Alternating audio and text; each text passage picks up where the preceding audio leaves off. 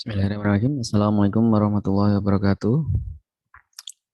Eh, Bertemu lagi dengan saya, Eko Hardianto SSTMT, masih dalam mata kuliah Analisis dan Perancangan Sistem Informasi. Kali ini kita sudah memasuki ke pertemuan ke-9, di mana saat ini kita akan mempelajari tentang System Design and Architecture.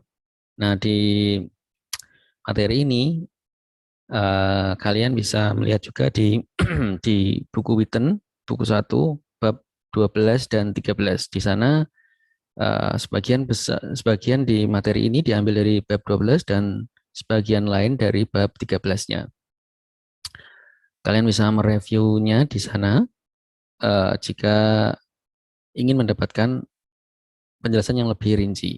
Ataupun kalian juga bisa menanyakan saat pertemuan dengan saya saat tatap muka, saat daring nanti. Sebelum kita lanjut ke pembelajaran ke-9, pekan lalu kita sudah mempelajari bagaimana menyusun sebuah proposal untuk sistem pengembangan sistem, dan kalian juga sudah mengetahui bahwasanya di tahap ini, tahap yang akan kita pelajari di tengah semester kedua ini adalah terkait untuk perancangan. Nah, kita sudah bahas juga di pertemuan awal bahwasanya saat analisis itu lebih ke apa namanya, eh, analisisnya why-nya gitu kan. Nah, di pertemuan di tengah semester yang kedua ini kita masuk ke perancangannya, di mana kita akan lebih banyak membahas tentang how-nya. Dan untuk itu kita akan lanjut ke materinya.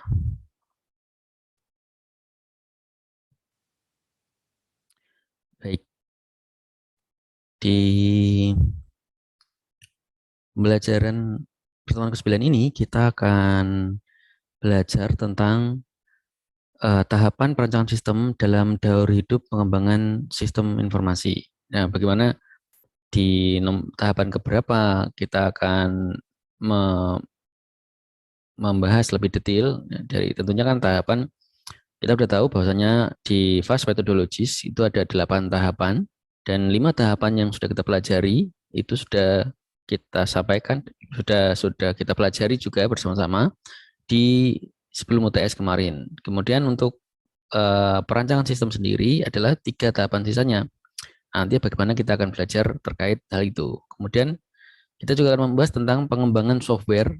Ada 2 approach, itu ada 2 acuan yang digunakan dalam pengembangan software, yaitu in-house dan COTS. Ini COTS kalau kita artikan di bahasa Inggrisnya adalah commercial of the self. Artinya adalah dia ada sebuah idiom di luar negeri bahwasanya aplikasi itu sudah tersedia di rak. Jadi sudah siap diambil dan sudah siap pakai gitu. Kalau sudah ada di rak gitu. Sama kalau kita mengambil sesuatu di rak itu ya, barang itu sudah pasti akan bisa atau siap digunakan. Nah, sedangkan kalau untuk in-house itu pengembangan sendiri yang dilakukan oleh organisasi atau sebuah pengembangan sistem yang dikembangkan dari internal. Kemudian untuk pengembangan dari internal ini maksudnya adalah tidak tidak pasti orang yang mengembangkan itu harus dari semuanya internal. Maksudnya pengembangan internal ini adalah alurnya, semua alur dari fast methodologies itu, 8 alur itu nanti semua akan dilalui. Nah, nanti untuk codes, kalau kita menggunakan codes sendiri, apa saja yang tidak dilalui atau langsung saja karena membeli perangkat baru, maka apa saja yang bisa atau tidak perlu dilakukan dari fast methodologies tersebut. Kemudian ada arsitektur aplikasi. Di sana ada bagaimana datanya, kemudian prosesnya, kemudian ada GUI-nya atau antarmukanya seperti apa. Dan kita akan belajar tentang DFD physical. Kita kemarin sudah belajar tentang DFD logical. Apa sih bedanya dengan DFD physical? Kita akan pelajari. Kemudian sistem tersentralisasi dan versus terdistribusi. Nanti yang sentralisasi seperti apa, yang terdistributed seperti apa, arsitektur client server itu mungkin kalian sudah sering memahami, sudah banyak belajar juga di pengembangan web juga, kemudian mungkin di pengembangan aplikasi yang lain kalian sudah mengenal tentang client server ini. Nah, di sini kita akan coba bahas sedikit dan arsitektur antarmuka. Masih dengan apa namanya? Blok pengembangan sistem informasi yang kita jadikan acuan bahwasanya di pembelajaran ke-9 kita ini tentang perancangan sistem, kita masuk ke adanya physical design. Physical design ini tahapan ke-6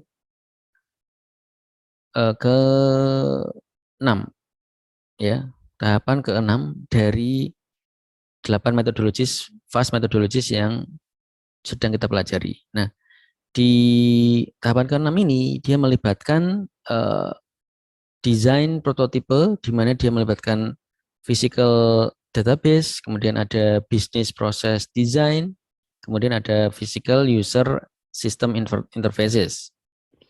Ini semuanya akan terlibat di dalam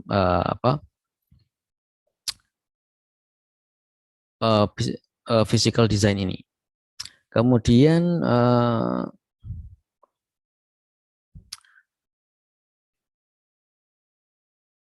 sebelum masuk ke perancangan sistem, apa itu perancangan sistem? Di beberapa referensi itu ada yang mengatakan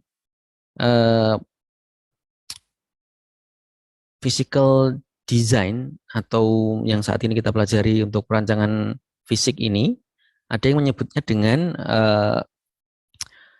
internal design. Ada yang menyebutkan dengan nama lain internal design.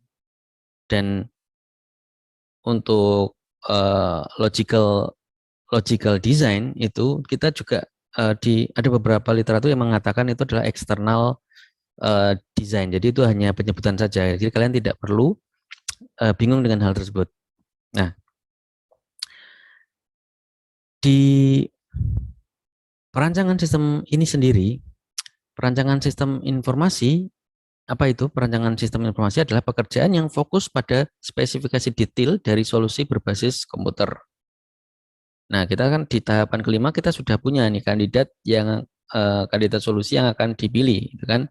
Maka di sini lebih dijelaskan lagi, lebih didetailkan lagi. Dan pekerjaan untuk pembuatan spesifikasi detail dari solusi yang berbasis komputer itu disebut dengan perancangan fisikal atau perancangan fisik. Kalau analisis sistem itu menekankan pada bisnis what-nya atau why-nya gitu kan. Maka perancangan sistem menekankan pada pertimbangan teknis dan implementasi sistem how-nya. Seperti yang sudah saya jelaskan di awal bahwasanya how we do the task, kita akan lebih menjelaskan di sini. Nah, terus ada tadi metodenya. Untuk perancangan itu ada 2 approach, ada yang in-house membangun sendiri ya dari dikembangkan sendiri oleh orang-orang dalam organisasi tersebut, atau memberi dari pihak luar yang sudah jadi commercial of the self. Nah, kembali lagi ke istilah tadi, saat mengapa kok di perancangan ada juga yang mengatakan perancangan fisikal tadi adalah perancangan atau internal design. Mengapa disebut dengan internal design, sedangkan yang perancangan logical design itu disebut dengan external design. Perancangan fisikal atau physical design ini disebut dengan internal design karena hasil dari rancangan ini digunakan oleh para developer atau para programmer yang orang-orang notabene orang-orang developer atau programmer itu sangat memahami tentang istilah-istilah IT. Nah, sedangkan untuk logical design disebut dengan external design. Mengapa? Karena orang-orang yang menggunakan dokumen tersebut adalah orang-orang di luar dari technical IT, di mana pemahaman mereka tentang IT itu sangat minim, sangat kecil. Bahkan mereka tidak tahu, tidak mengerti, tidak mengetahui sama sekali tentang hal-hal teknis terkait IT. Maka disebut dengan yang mengistilahkan dengan external design. Karena yang menggunakan orang-orang yang di luar IT. Kalau yang perancangan fisikal itu internal design, orang-orang yang akan menggunakan adalah orang-orang yang sudah paham tentang IT. Terus ini alurnya, fast methodologies ada 8 tahapannya, di mana kalian sudah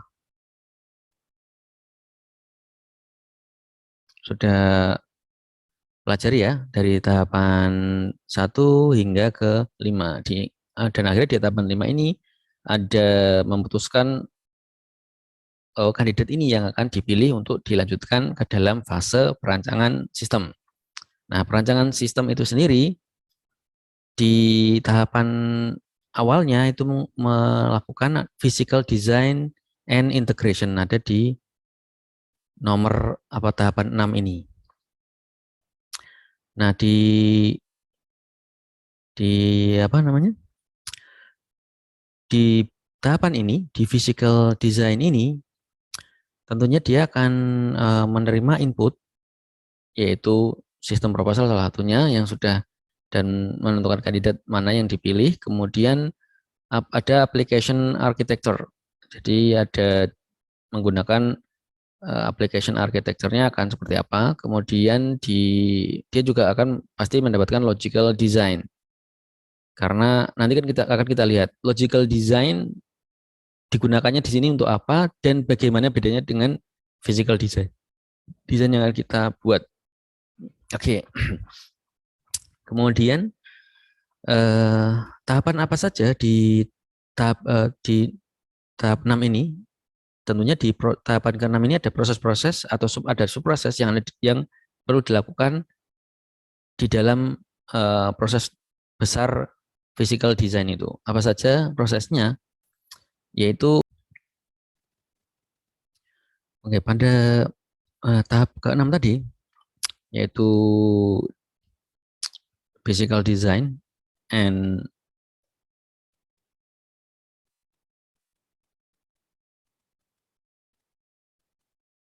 integration, di mana tahapan ini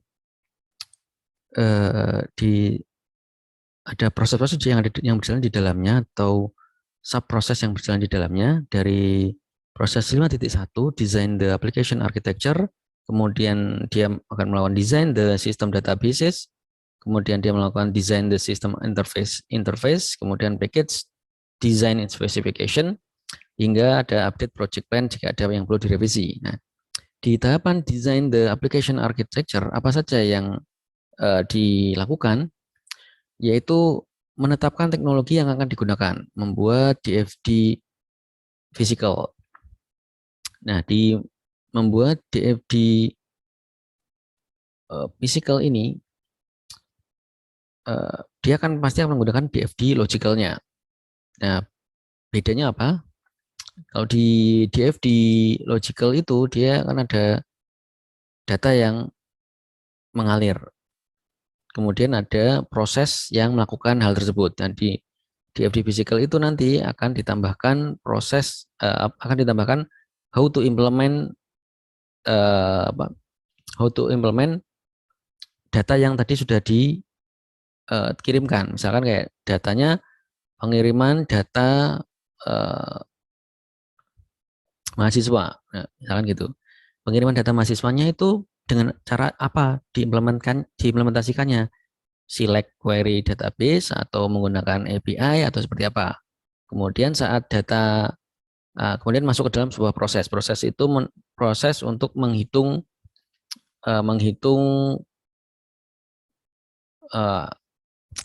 GPA, menghitung IPK misalkan gitu. Ya, yang proses menghitung IPK itu implementasinya seperti apa?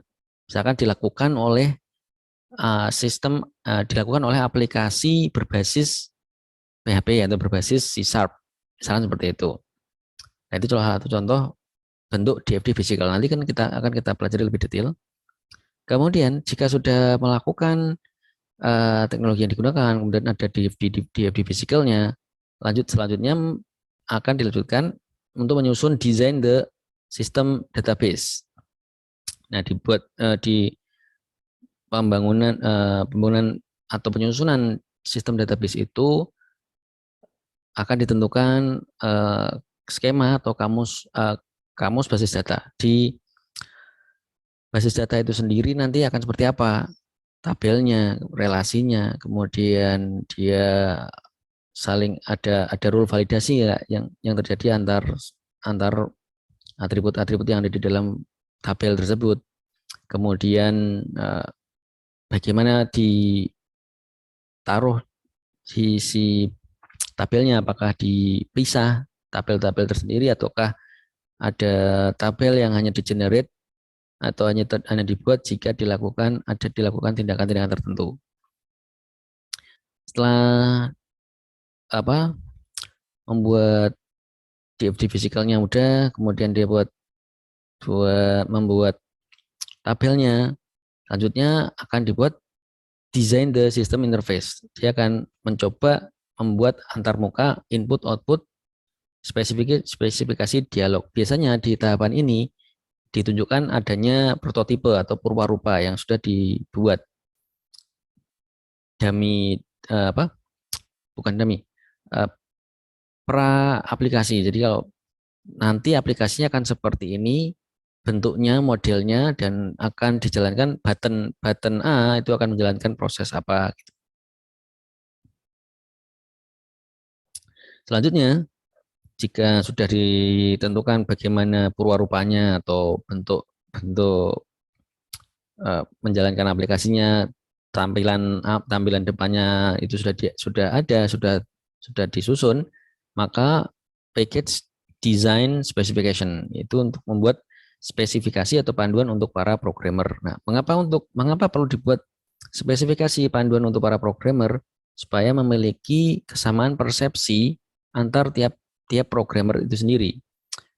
Misalkan ada kan acuan dari untuk mengembangkan aplikasi, ada yang berbasis MVC atau VCC atau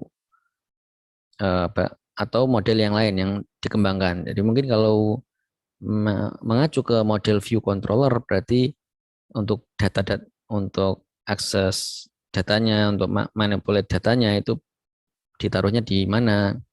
Kemudian untuk melakukan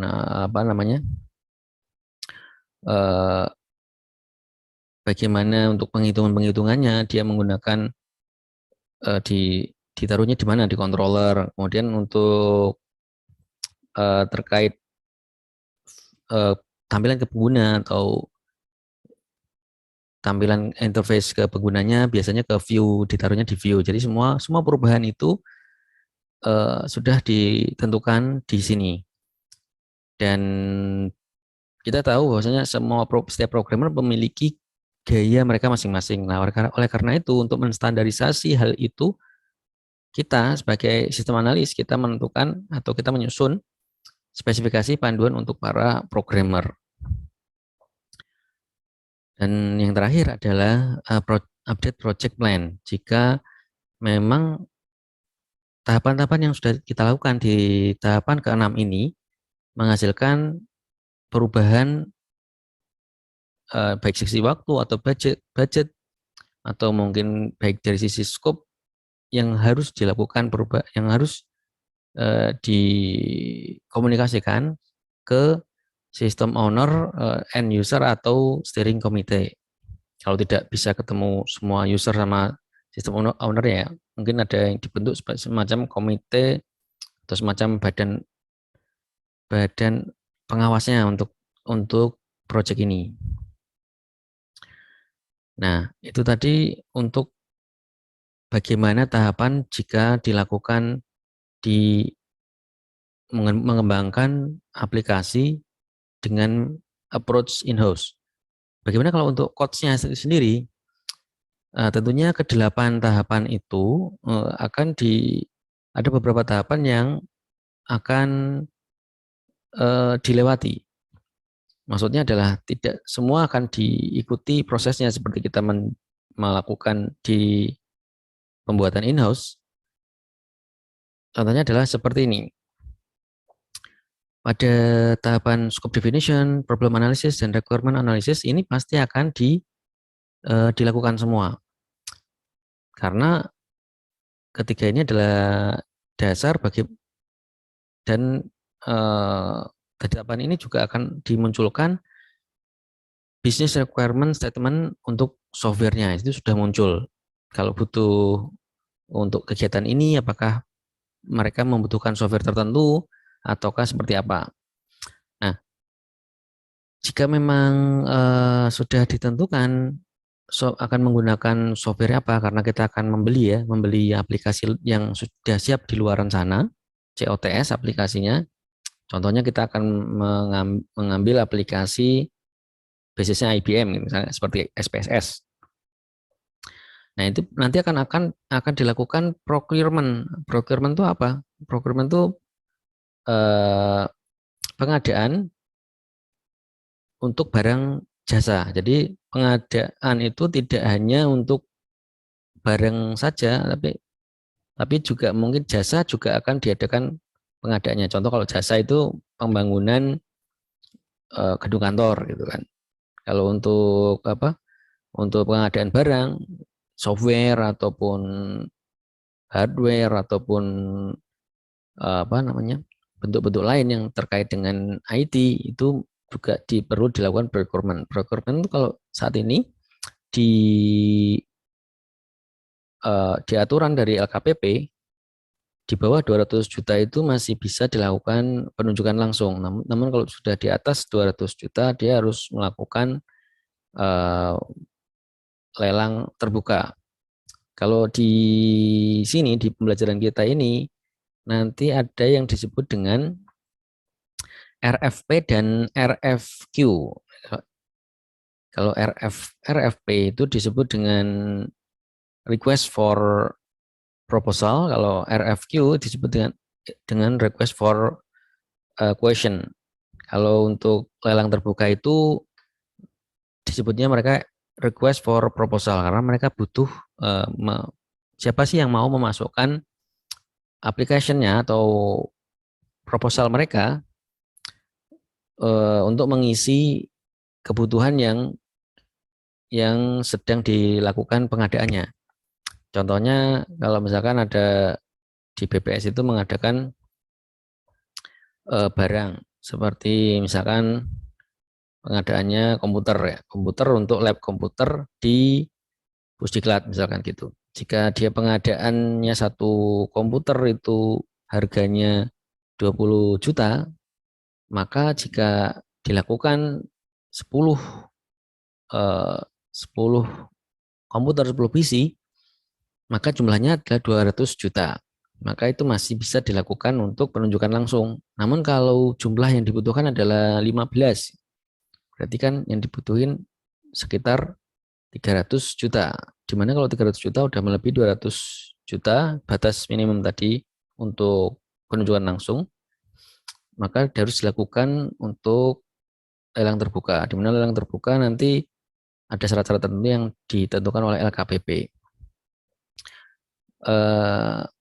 Kalian juga bisa lihat LKPP itu websitenya di mana, di e-katalog LKPP itu yang untuk elektronik katalognya. Kalau untuk badannya apa organisasi yang mengelola itu ada namanya LKPP. Di BPS sendiri banyak yang sudah pernah dilakukan, diantaranya adalah procurement untuk software, kemudian procurement untuk pengadaan barang, kemudian procurement untuk apa namanya jasa untuk perbaikan laptop dan perbaikan PC, perbaikan printer dan sebagainya itu sudah dilakukan juga apa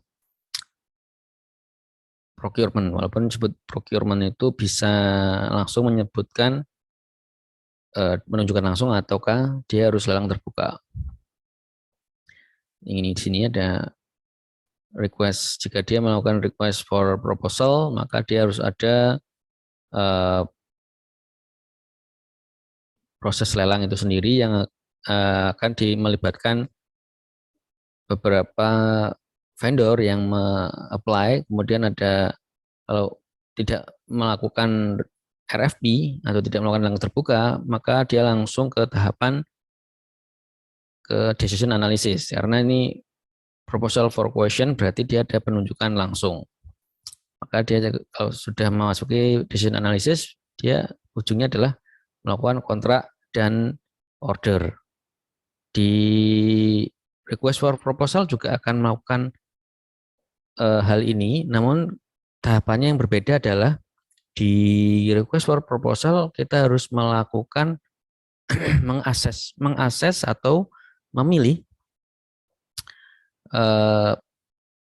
vendor mana yang paling sesuai dengan yang kita butuhkan. Kalau untuk penunjukan langsung biasanya kita pemilihannya tidak berdasarkan proposal yang mereka punya, tapi kita melihat track record yang telah mereka lakukan. Di LKPP juga sudah disiapkan hal tersebut.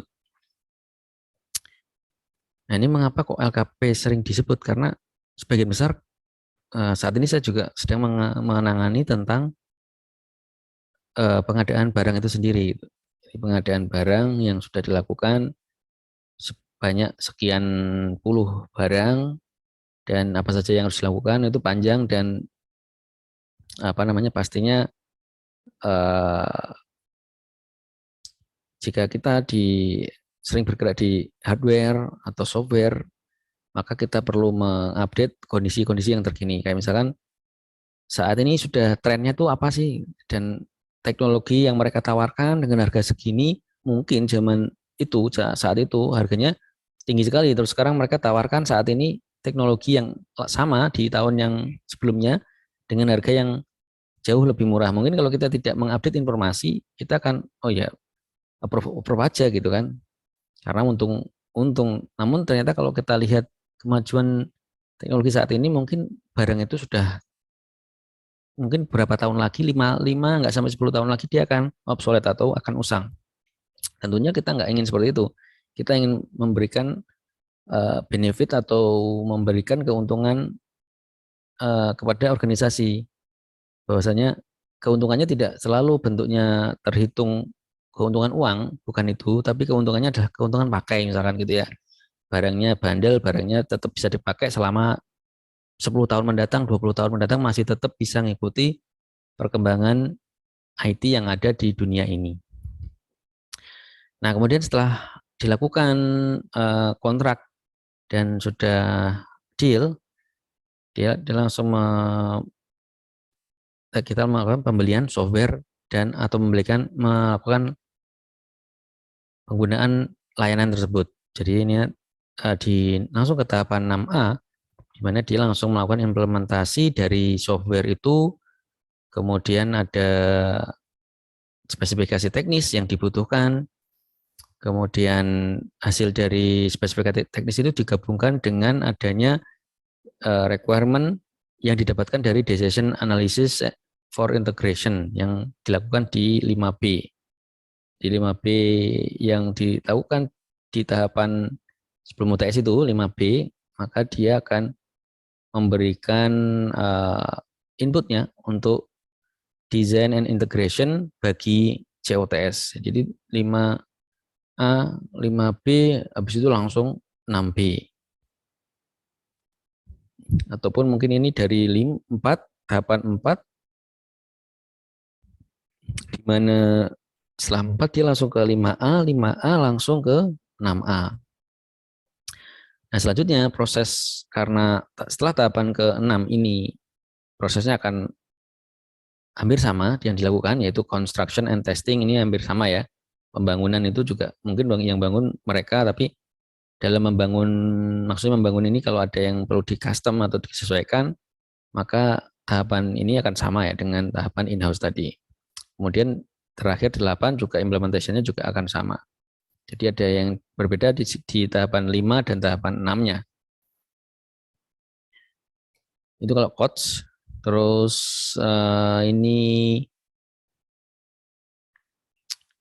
jika di 4 ya, jadi ada yang berbeda adalah di tahapan 4, 5, dan 6. Nah, di tahapan 4-nya itu sendiri, di procurement of software and services, yang dilakukan apa saja sih?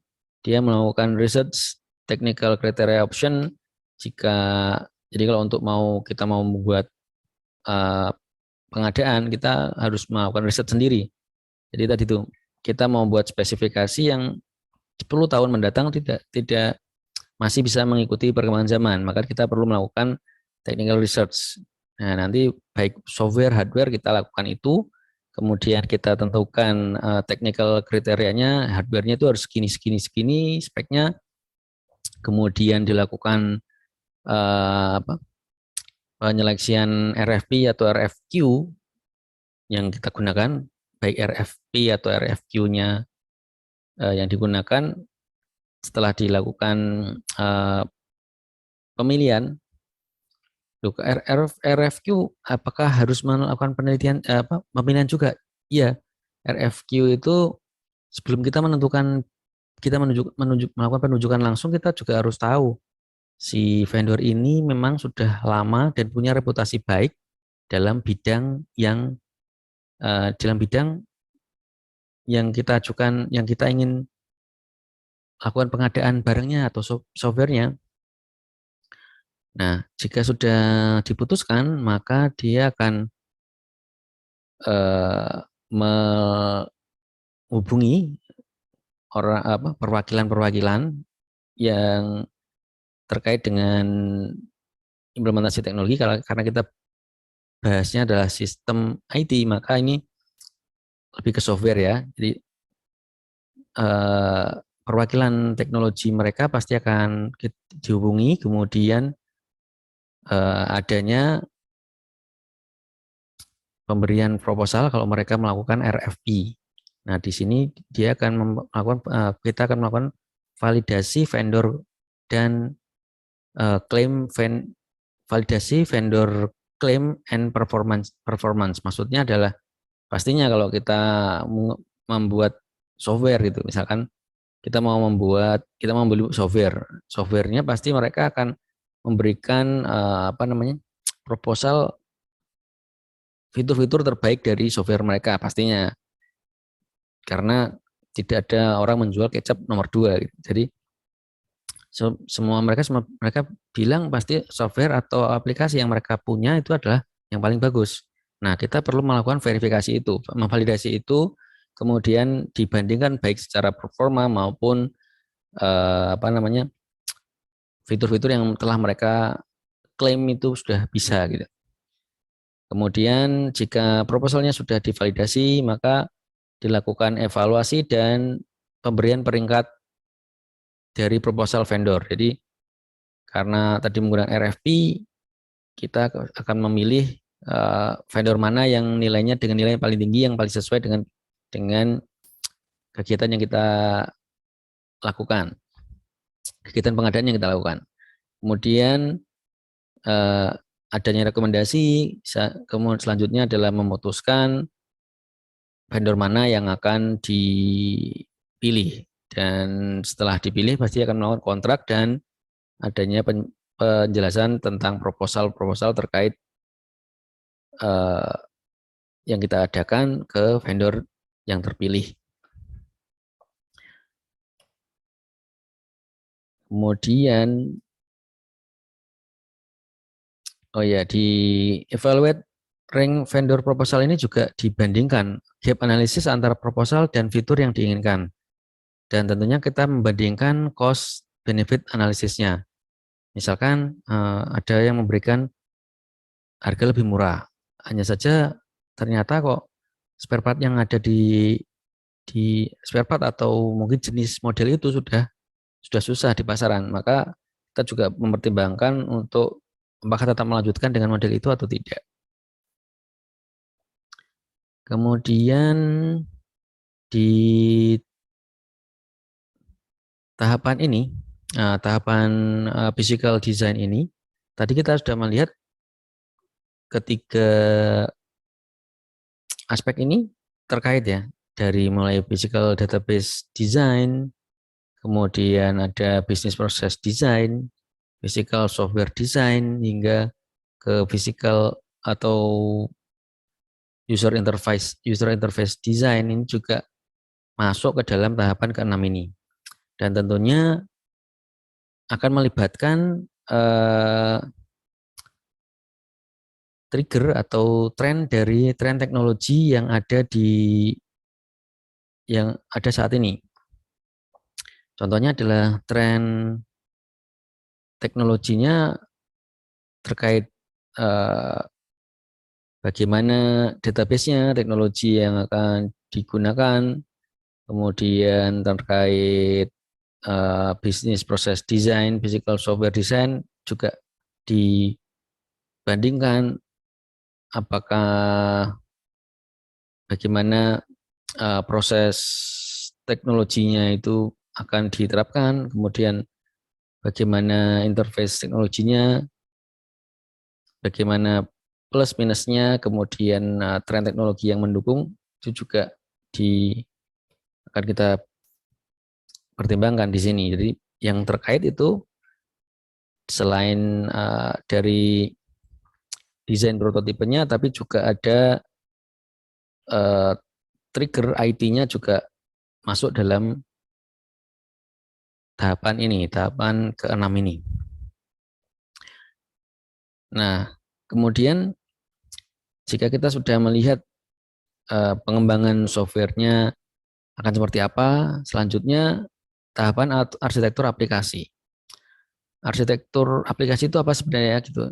Teknologi yang akan digunakan untuk mengimplementasikan satu atau lebih mungkin seluruh sistem informasi dalam hal data, proses, dan antarmuka. Dan bagaimana komponen-komponen ini saling berinteraksi dalam jaringan.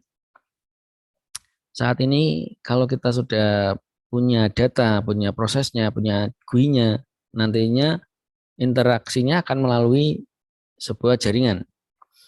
Nah,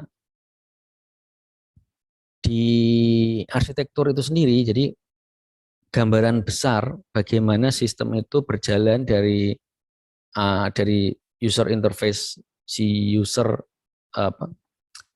si pengguna itu menerima feedback yang mereka lakukan di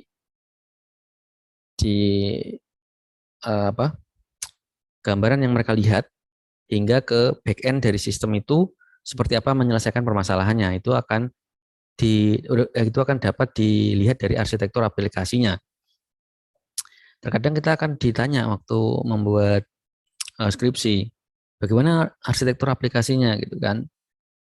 Secara gampang arsitekturnya saya menggunakan interface-nya dengan web misalkan. Kemudian di back end-nya ada sistem server menggunakan Apache atau mungkin menggunakan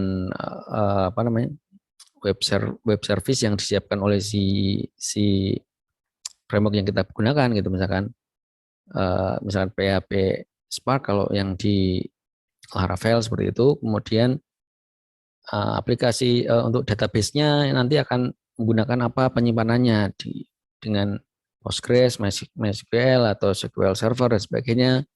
Kemudian nanti bagaimana interaksi antara user, kemudian server itu sendiri, kemudian ada update dari server, user akan menerima seperti apa, menggunakan API atau menggunakan mekanisme seperti apa.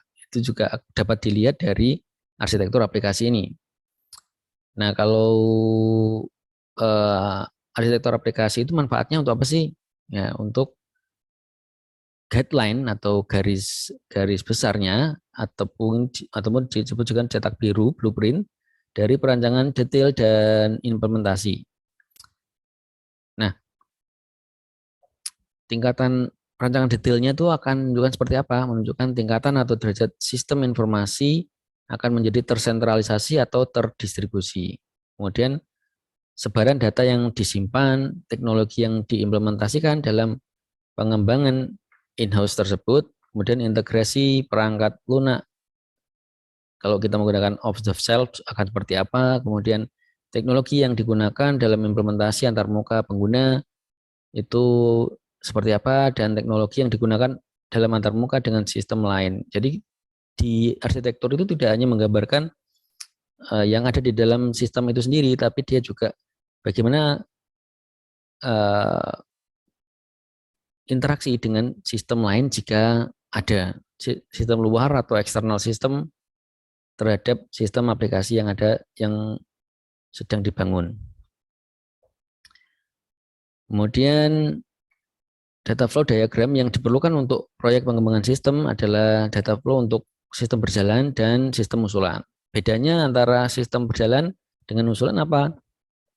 Kalau sistem berjalan kan dia hanya membutuhkan diagram konteks, DFD logical level 0, kemudian logical level 1 ataupun sampai level 2 atau level 3.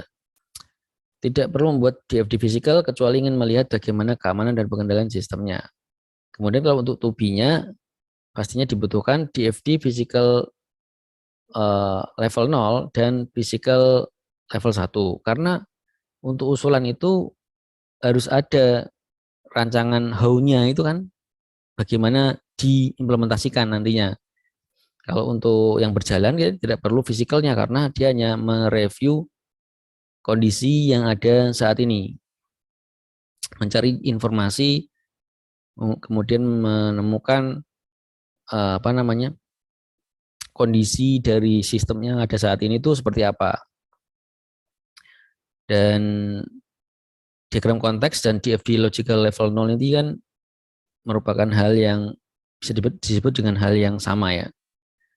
Jadi walaupun ada perbedaan, tapi itu tidak substansial. Bisa dikatakan diagram konteks dan DFD level 0 itu adalah dua diagram yang sama. Nah, physical data flow diagram. Physical DFD itu untuk apa sih? Memodelkan hal-hal teknis dan keputusan manusia yang akan diimplementasikan sebagai bagian dari sistem informasi. How-nya dan oleh siapanya. Sebagai alat untuk mengomunikasikan pilihan-pilihan hal teknis dan keputusan perancangan lainnya kepada mereka, kepada tim yang akan membantu atau mengimplementasikan sistem. Jadi ini lebih ke hal-hal detail untuk para IT atau orang-orang yang terkait dengan IT-nya. Contoh physical DFD ini seperti ini. Contoh ya, kalau kita kemarin di logical DFD itu kan hanya ada datanya monthly statement, kemudian verify transaction, gitu kan? Nggak ada customer, nggak ada printed form. Nah di aturan untuk physical DFD itu seperti apa? Untuk DFD itu dia ditandai dengan DFD physical itu ditandai dengan implementasinya itu seperti menggunakan dengan apa, dan di prosesnya itu di prosesnya itu dia menyebutkan ada kata kerja dan siapa yang melakukannya. Biasanya ada objeknya.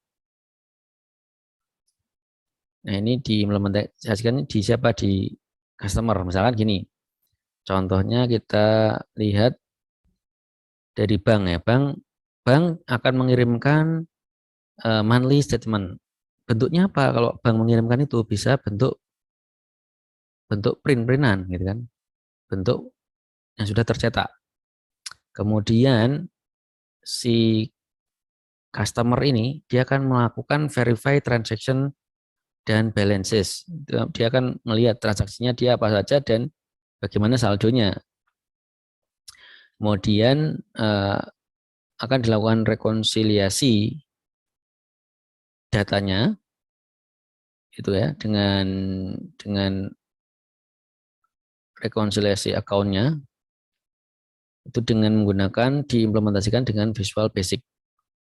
Kemudian dia juga bisa membersihkan transaksi yang dilakukan dengan Visual Basic di tahapan rekonsiliasi akun.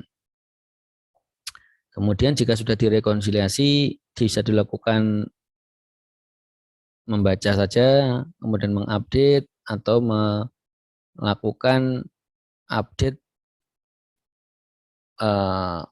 transaksi ataupun saldo. Kemudian contoh lain dia juga melakukan pencetakan untuk rekonsiliasi laporan itu ke customer-nya juga. Jadi seperti ini bedanya antara logical design dengan physical logical DFD dan physical DFD. Di logical DFD dan physical DFD ini bisa di bab 13 ya, di 13.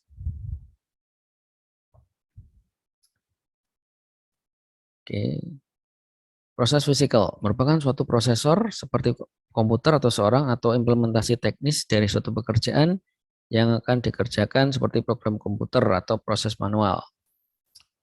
Contohnya ini langsung dibandingkan ya, logical proses mungkin hanya cek customer credit, tapi kalau di physical design dia cek customer credit, implementasinya apa? Ke bagian teller atau mungkin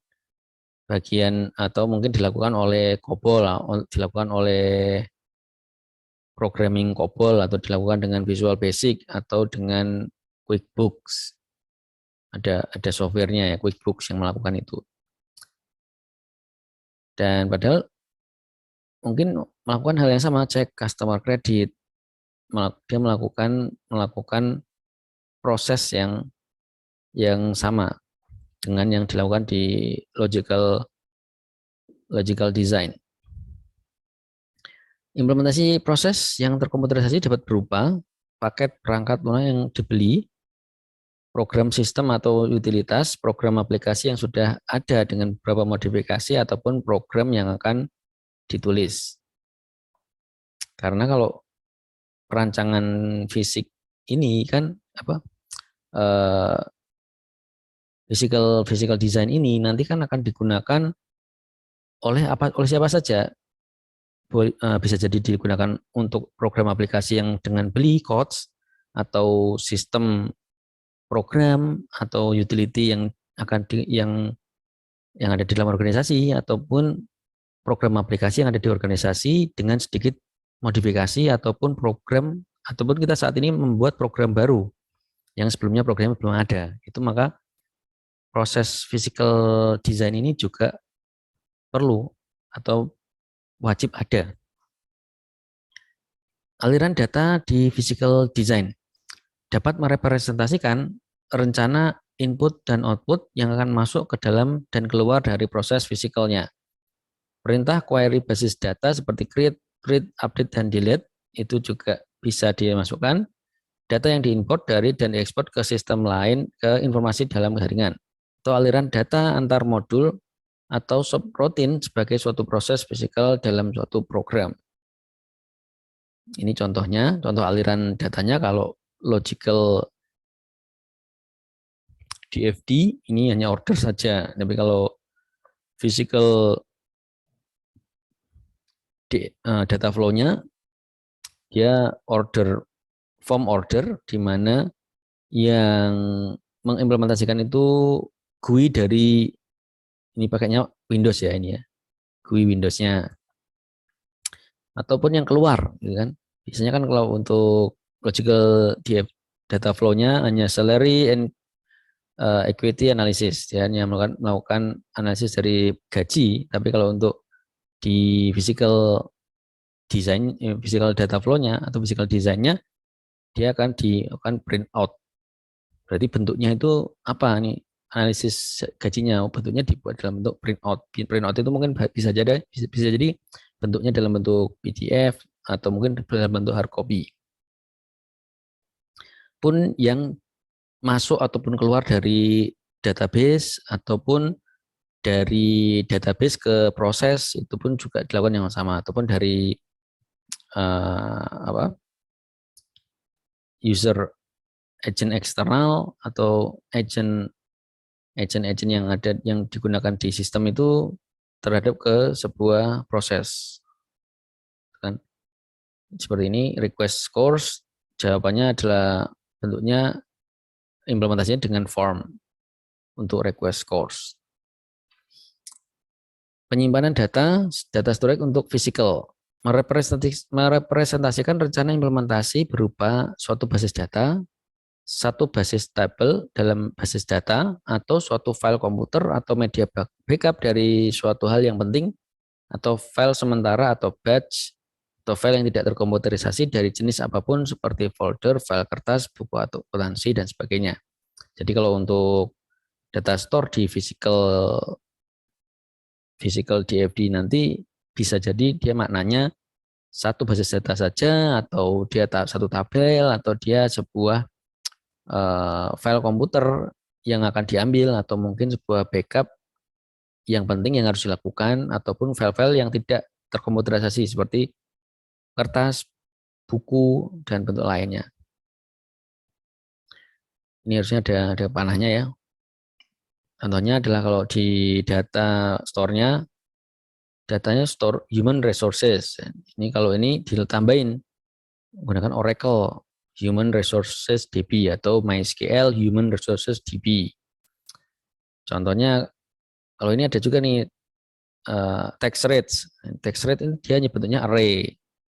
Karena dia nyimpennya satu table, text table, array text table. Kemudian ada employee, ini ada disebut dengan file cabinet. Dia bentuknya berarti non digital ya, dan seterusnya. Nah, di physical design ini untuk di pengembangan sistem informasinya atau aplikasi itu nanti akan untuk menjelaskan nanti aplikasi ini bakal tersentralisasi atau terdistributed. Nah, sistem tersentralisasi ini adalah komputer multi-user terpusat menjadi host dari seluruh komponen data, proses, dan antarmuka dari suatu sistem informasi. Pengguna berinteraksi dengan sistem melalui berbagai terminal atau emulator. Yang kalau zaman dulu ini disebut dengan ada mainframe.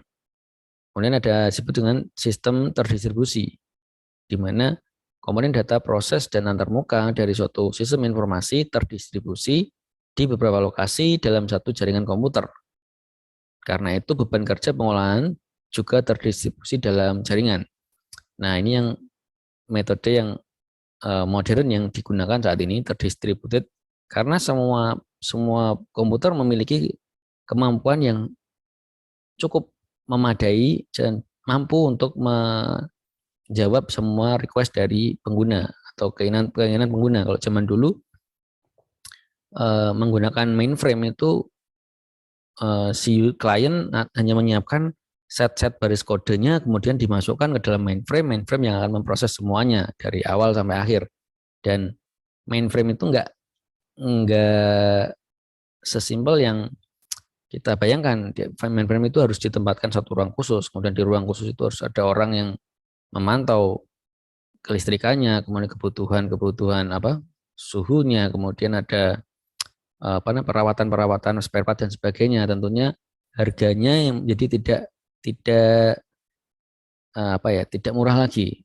Nah, saat ini kalau dengan adanya teknologi komputer yang saat ini ada, bahkan dengan PC yang ada di setiap user itu pun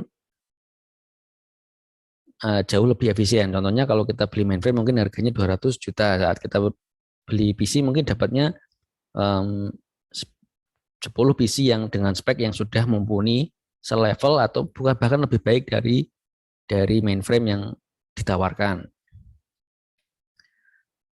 Nah, kemudian Nah, itulah mengapa saat ini kita pakainya yang sistem terdistribusi. Mengapa kok dipilih yang terdistribusi? Karena bisnis modern itu sudah mengadopsi sistem yang tidak terpusat atau sudah terdistribusi.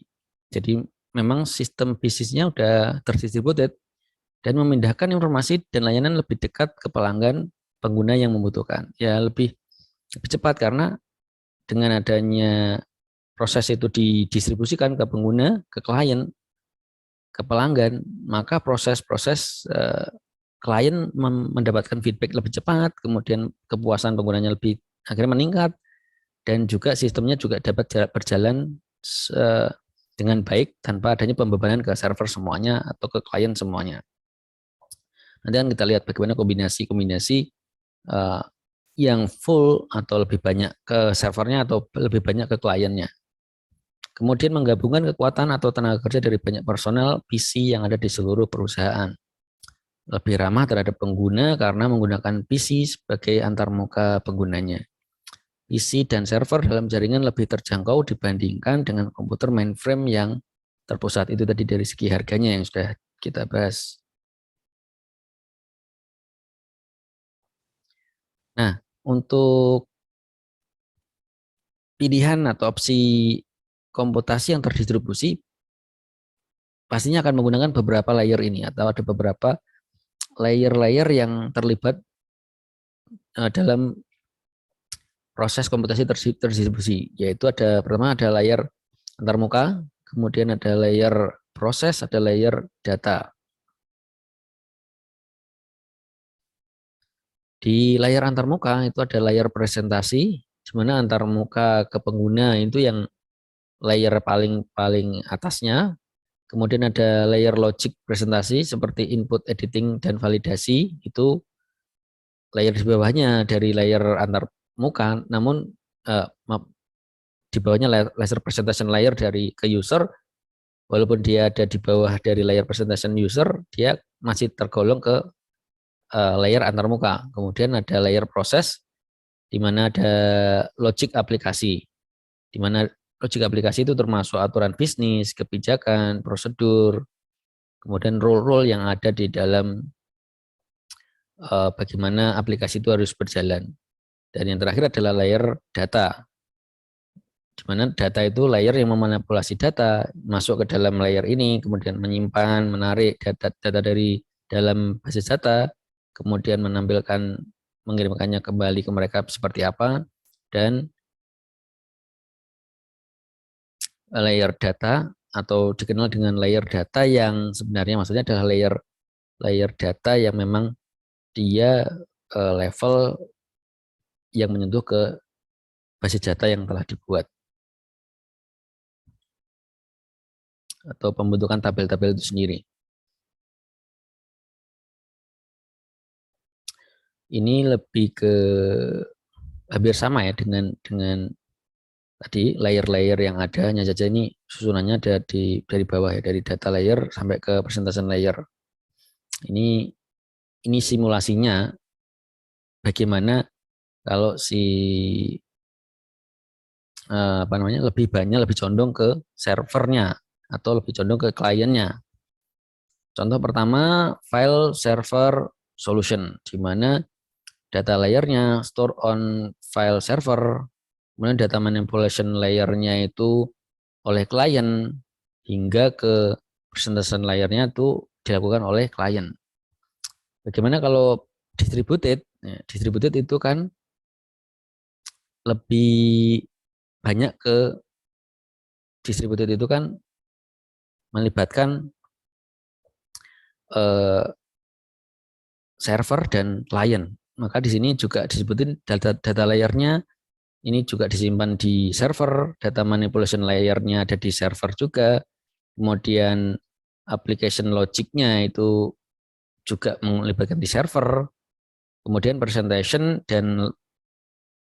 logic layer dan presentation layer itu masuk ke klien. Dan ini ada distributednya disebut dengan distributed data, ataukah distributed presentation, ataukah kombinasi dari keduanya. Kalau kombinasi dari keduanya di tahapan yang ini, maka dia data layernya di server, kemudian data manipulation-nya di server, kemudian application logic-nya ada di server, kemudian presentation logic-nya ada di client, dan presentation layernya ada di client. Dan kalau yang digunakan saat ini, banyak digunakan saat ini, network computing solution, di mana data layernya ada di server, kemudian data manipulation layernya di server juga, application logicnya ada di server, kemudian presentation logicnya distributed from web server.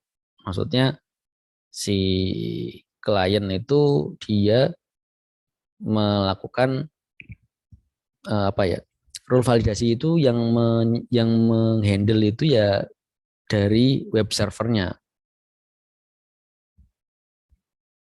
dan di presentation layernya ke klien. Jadi kalau ini lebih peran kliennya itu paling kecil, kalau ini peran, kalau di sini itu peran kliennya itu paling banyak. File server solution. Kalau yang network computing solution yang peran kliennya yang paling sedikit.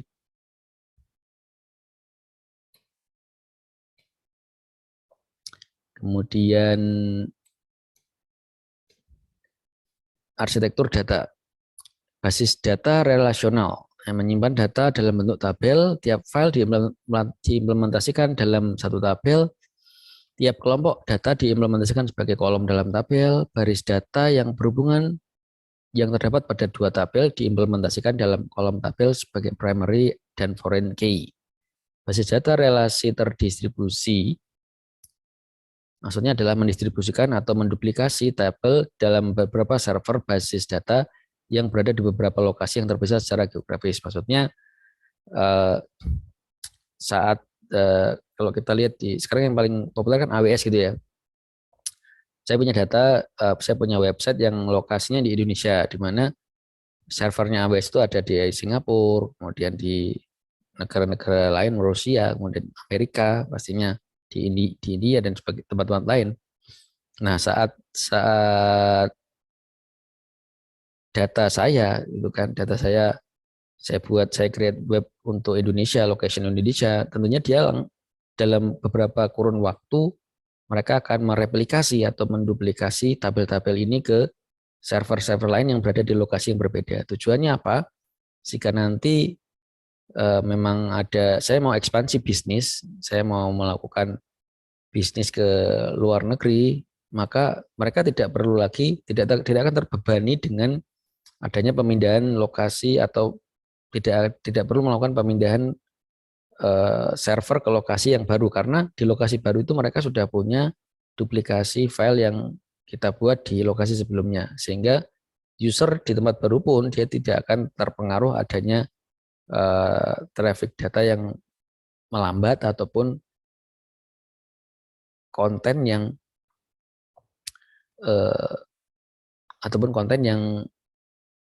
terlambat diupdate, karena memang dua lokasi itu yang berbeda mereka saling sinkron atau saling mengecek status mereka masing-masing, apakah mana yang paling update datanya, maka saling direplikasi seperti itu.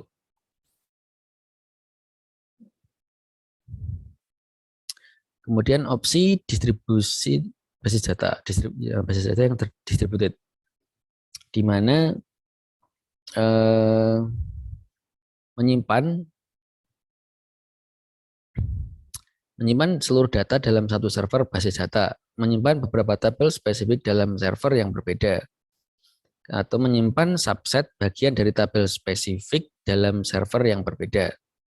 Contohnya subset bisa subset kolom atau subset dari baris. Subset kolom gampang ya, kalau misalkan dia ada data pegawai gitu, di sini ada subset untuk kolom informasi keluarga gitu, keluarga pegawai. Di sini ada informasi tentang karir kerja pegawai. Itu kan subset dua subset dari tabel dengan subset yang berbeda. Nah, kalau subsetnya baris gimana? Kalau subsetnya baris itu contohnya dia kalau kita punya mahasiswanya subset barisnya yang sekarang ada di tabel yang aktif itu mahasiswa yang masih aktif. Tapi kalau di tabel yang lain atau subset yang lain itu mahasiswa yang sudah lulus misalkan seperti itu.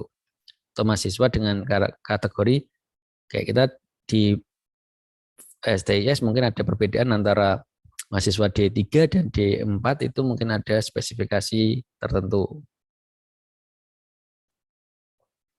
Kemudian ada replikasi atau duplikasi tabel spesifik atau subsetnya dalam server yang berbeda sebagai cadangan yang seperti saya sudah singgung sebelumnya, itu seperti AWS dia saling aktif mensinkronisasi datanya.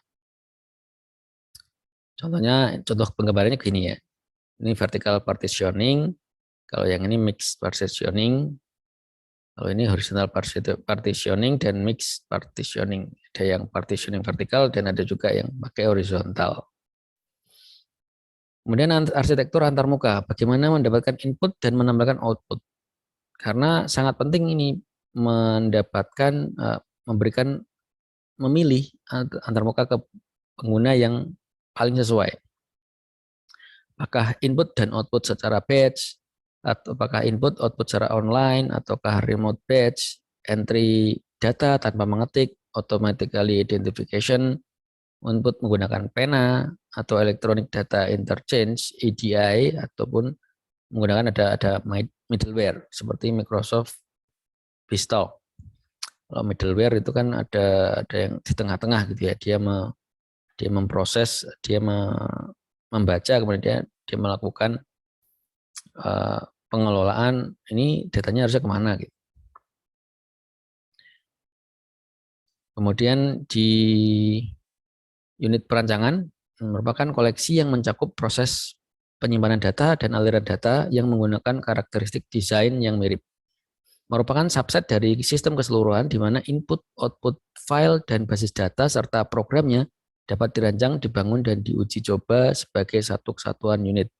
Pada akhirnya harus digabungkan dengan sistem secara keseluruhan untuk unit perancangan.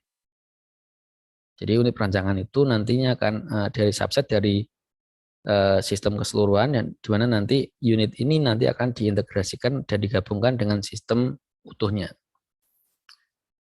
Dan strategi arsitektur aplikasi untuk perancangan sistem. Ada strategi arsitektur enterprise atau strategi arsitektur aplikasi taktis. Kalau untuk enterprise berarti dikembangkannya secara menyeluruh atau harus diikuti seluruh proyek pengembangan sistem. Kalau dengan mempertimbangkan teknologi jaringan, data interface, pengolahan yang telah dibuktikan beserta alat pengembangannya.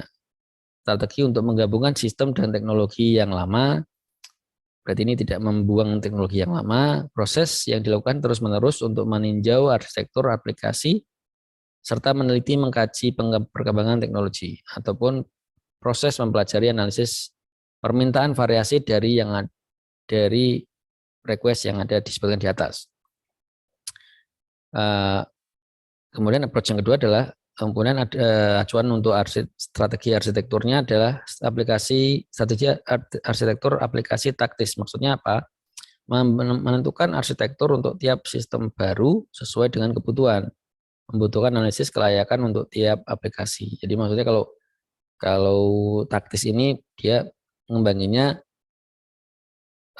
bertahap nih. Kalau nanti ada penyesuaian, maka dia akan melakukan perubahan. Kalau enterprise biasanya dia tentukan dulu roadmap-nya berapa tahun, kemudian ditentukan nih teknologi yang akan kita gunakan selama ini dan akan kita terus kembangkan hingga kita mendapatkan goals-nya di akhirnya itu kita mendapatkan fitur-fitur yang melengkapi semua fitur yang kita kembangkan dari roadmap dari tahapan pertama hingga tahapan ke N yang telah ditentukan. Jadi arsitektur enterprise itu kadang tidak langsung jadi full, tapi dia juga kadang juga memberikan roadmap, tapi dengan guideline yang jelas untuk dikembangkan aplikasi mengikuti yang sudah disepakati tersebut. Tapi kalau untuk taktis, dia mengikuti perkembangan zaman atau mengikuti kebutuhan baru yang disesuaikan dengan kondisi organisasi di masa mendatang. Jadi mereka tidak mempertimbangkan rencana ke depannya, tapi dia langsung menunggu saja kalau nanti ada hal baru dan perlu disesuaikan, mereka baru menyesuaikan. Ada plus dan minusnya dari kedua strategi ini. Namun kalau untuk BPS saat ini mereka menggunakan strategi arsitektur aplikasi secara enterprise.